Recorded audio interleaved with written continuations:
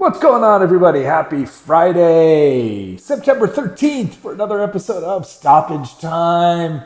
It's me, it's you. We're here, we hang out. It's Friday afternoon. It's that little bit of time between the end of your week and the beginning of your weekend, or in soccer or football terms, that time we love to call stoppage time, when it's basically up to the referees. Watch how much time is left in the game, how much of an opportunity your team has to either preserve a victory or chase a victory, whatever it might be. But it's a crazy, fun, serendipitous time in sports, and it's a time in soccer, which is a game I love, that I love. And so it inspired me to call this little window that we get to share together every week stoppage time. But in stoppage time, I share with you my thoughts on the week, things that have been running through my head. Sometimes it's cogent, thoughtful arguments that I'm able to make about particularly important topics. Sometimes it's just random stuff.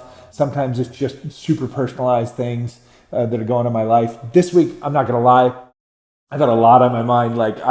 My mind has been racing from our business and my consumption with our business and our fundraising for our business and our creating new content, new stories, new material, new media for our business, constantly working with our team, the incredible Deanna Bernal and Anna Tenorio, but also just a lot of other stuff going on.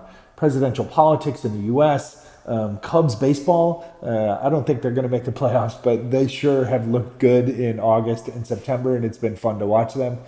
The NWSL is back. My Premier League is not back. It's coming back this weekend. So Liverpool is back in action this weekend after an unnecessarily early in the calendar international break, after we just got done spending an entire summer watching international soccer on every corner of the globe. Now we got to do more international stuff. Sometimes I think we need a little less soccer and not necessarily just more soccer all the time. So excited to get back to watching Liverpool this weekend. My daughter, the pending baby, the pending status as a grandpa, my need to go get my booster for my COVID vaccinations, just all kinds of stuff on my mind this week. But the big topic that I thought I would share with you all, because it really did become kind of the theme of the week for me, is just super entrepreneurial in nature. And it is this idea that, as the title of this show says this week, Shark Tank sucks. And I don't just mean a particular episode of Shark Tank, and I'm not picking on the people behind Shark Tank or even the people that are in the seats as sharks, so to speak, the prospective investors. Some of those people are lovely people, I'm sure. Some of them are hacks, and we shouldn't follow their advice no matter what they tell us. But it's the concept of it. And I've said this for years, so it was on my mind this week. And I'll tell you why it triggered this, why my mind was triggered in such a way this week to talk about this. But it's been something that, if you know me or you know my work over the last 10 years across Latin America and the US, I've been preaching what I'm saying to you today for a decade almost. The whole concept of Shark Tank. So what I call the reality TVification of entrepreneurship, right?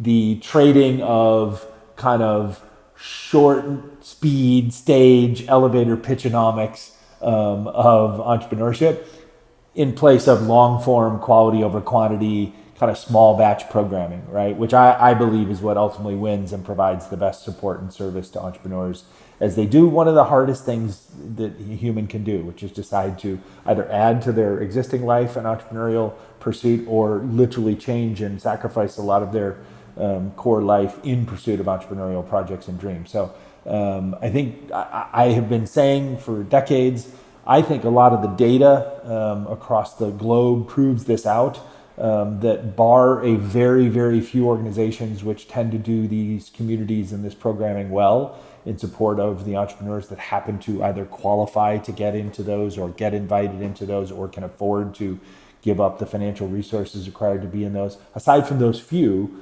globally, which is embarrassing, the rest really suck. And so today I'm just slaying Shark Tank as the example of how I think this whole reality TVification, this turning entrepreneurship and the pursuit of humans and their dreams into entertainment, into content, into clickbait, into things that we can do to have cool events or fun parties or get butts in seats so that we can brag to our funding organizations that pay us to run these programs, that look at us, we're making a difference because we've got all these people that showed up to our pitch event, right? None of that is in service. What I call the entrepreneurial industrial complex is not in service of entrepreneurs nearly enough. I mean, like nearly enough ever. And so I was triggered this week to think about this topic for two reasons. One was a great friend, a mentee, an incredible entrepreneur in his own right, and now a media creator, Jose Ochoa, down in El Paso, on the border of El Paso and Juarez, Mexico. He posted on his own podcast feed a conversation with one of his guests around this idea and his belief that the extended brands of Shark Tank, which exist all over the developing world, all over the non-US markets, are like Shark Tank local, right? So Shark Tank Mexico, in his case, he was talking about Shark Tank Colombia, Shark Tank whatever, Estonia probably has one.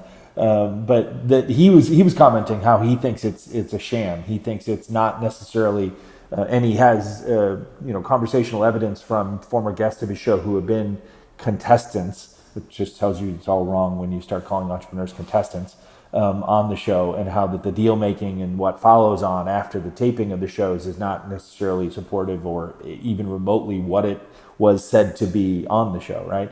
And I've held that belief for decades. Hey, I watched a couple of entertaining Shark Tank episodes over the course of its run on television? Sure. But have I stopped watching it because I believed ultimately that it wasn't serving the entrepreneurs? 100%. So that was one thing. That was kind of what triggered and got me thinking about it a lot. But then yesterday I had the occasion to kind of think about it because of the counterbalancing effect. And I was invited by my friend Kiana Patterson to participate in helping mentor a small batch 5 entrepreneur pod of hers that she is leading through this program called Black Ambition Prize. I've helped her with this mentoring type approach like once a summer for the last 3 years. So super grateful for that. But what I saw when I dropped into that moment, having this kind of Shark Tank reality TV bad kind of vibes in my head, what I experienced was this incredibly supportive, slow, quality over quantity, thoughtfulness over speed, personal interaction, humane and human all at the same time. And this was led and curated and created. This environment of positivity and encouragement was created by Kiana because that's who she is as a person and as an investor. But also I saw the entrepreneurs leaning into it. I saw them feeding off of that, right? And so then I jumped in and provided the value that I can provide, which fed even further into this. And to me, it just reminded me, right? It really reinforced to me like that the slower quantity over quality over quantity approach is what the entrepreneurs need. It's so forget talking about the entrepreneurial economy or entrepreneurial ecosystems. I think when we refer to it as the entrepreneurial industrial complex, that gives an impression that it's like not necessarily the best thing, and that it is literally like a cottage industry of people around it that have spun and are mostly just figuring out ways to benefit themselves as a result of how they provide services to the industry. And that it's not customer centric. It's not focused on the persons who need this, the reason that this whole thing exists, which is entrepreneurs. I'm fortunate and I guess I critique because I know we can do better because I grew up in an era when none of this existed, when none of this kind of entrepreneurial reality TVification, competition, stage pitching kind of approach to building entrepreneurship or even raising capital, it wasn't a thing. And that's not that long ago. Like my first startup was 25 years ago. So that's like only half my lifetime ago, right? That's within the span of my daughter's lifetime. This is not that long ago that we did this thing called raising capital and building companies and building entrepreneurial support systems completely differently and much more humanely and humanly, I think. And so I think it's important that we talk about it. So I'll take the bullets and the arrows and I'll be the one to talk about it, right? But don't misunderstand me. As I said off the top, like there are organizations that do things well. And there are organizations that have locations or chapters or subsets of their organizations in different communities that do things really, really well because of just good human leadership locally on the ground. But then simultaneously, there might be subsets or chapters or locations of certain organizations that the organization generally does things pretty well, but maybe the local versions of those organizations are terrible.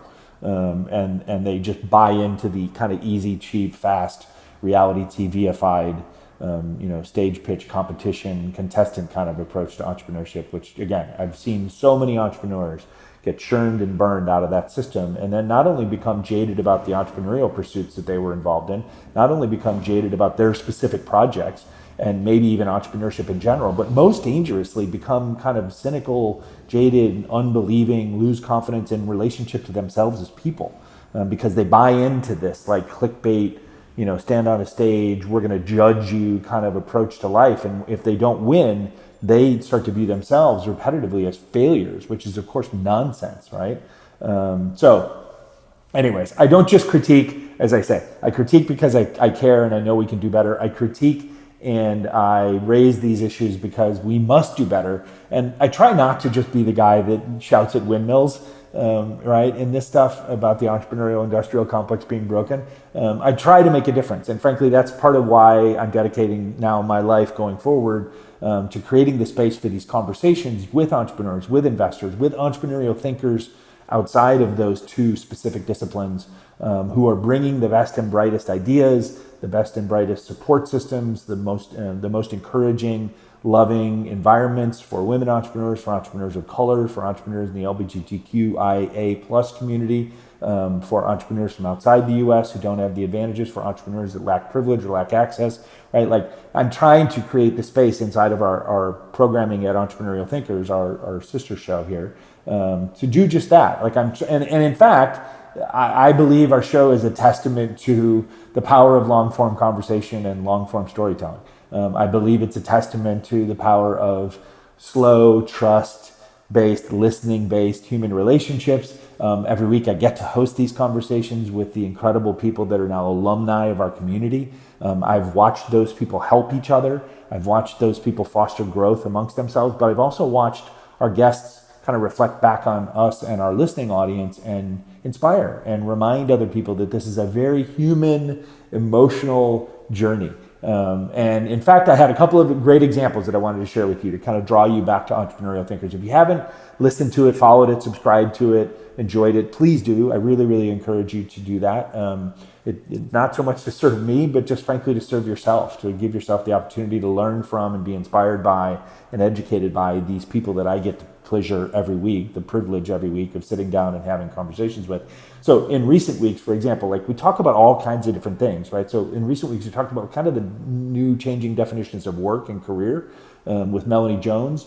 And Melanie is essentially like one of the key thought leaders on the emerging professional opportunity or career path role of chiefs of staff here in the United States. And so it was an incredible opportunity to talk with her about her own journey, about how she's helping empower other people to carve out this new leadership role for themselves, but also for the benefit of the organizations that they work for.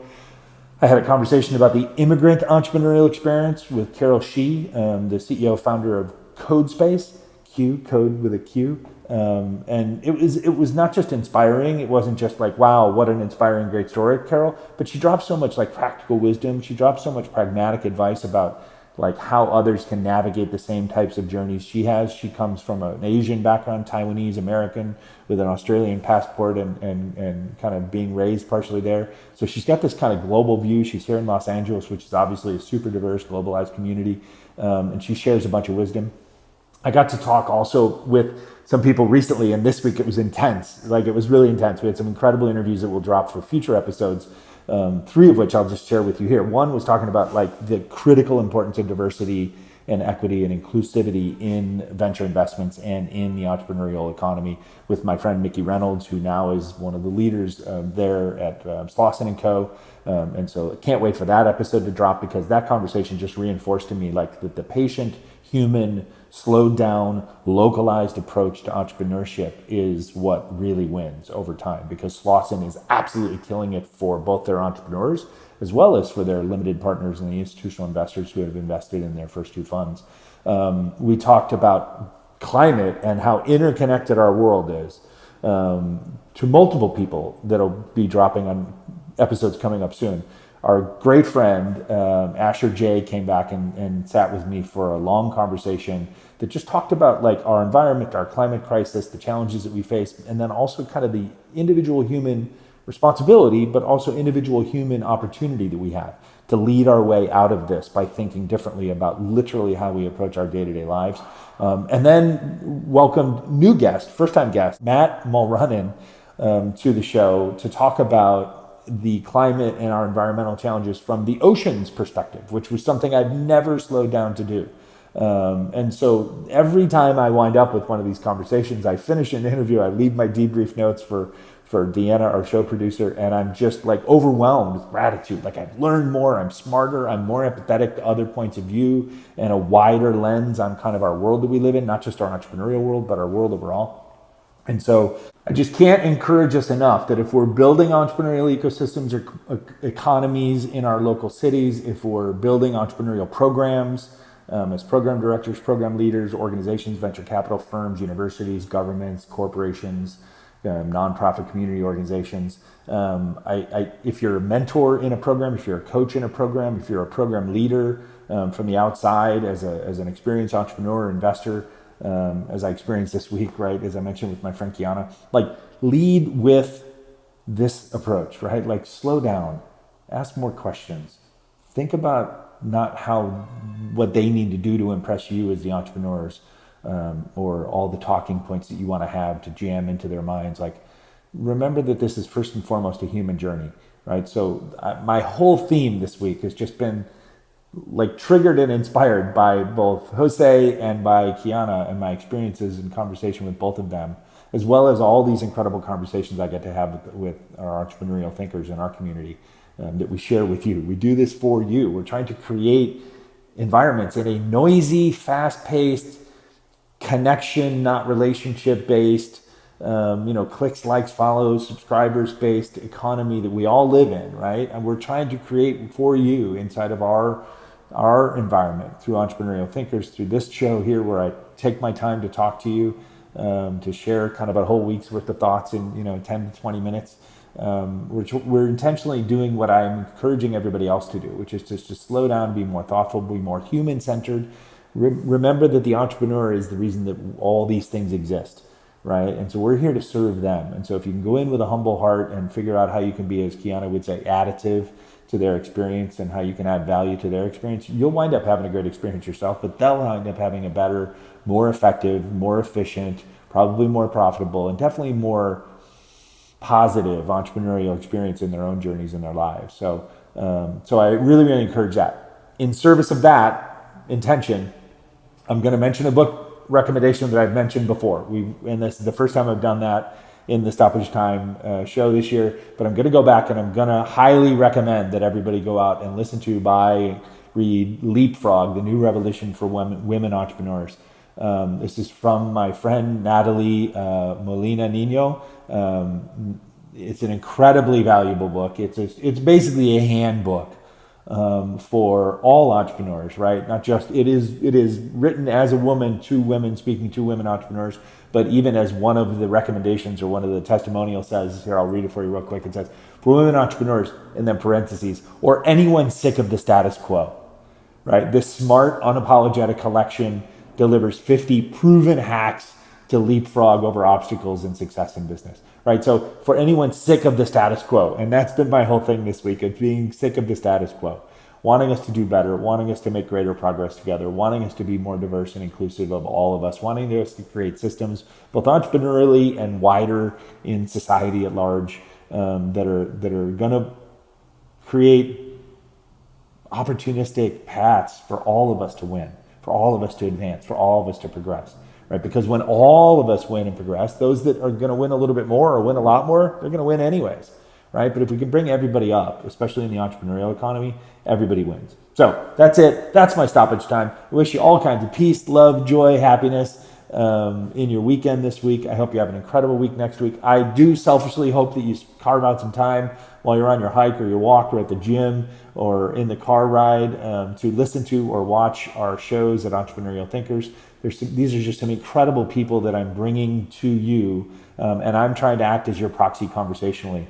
So that you can learn, so you can be inspired, you can grow and educate. And obviously, if you can like, follow, subscribe, share that with all your friends and family. It not only helps us in the building of our business through Storytellers Company, but it helps us just create more momentum and more interest in wanting to be part of conversations with us, which then just spirals forward and makes it all good. So happy stoppage time to you.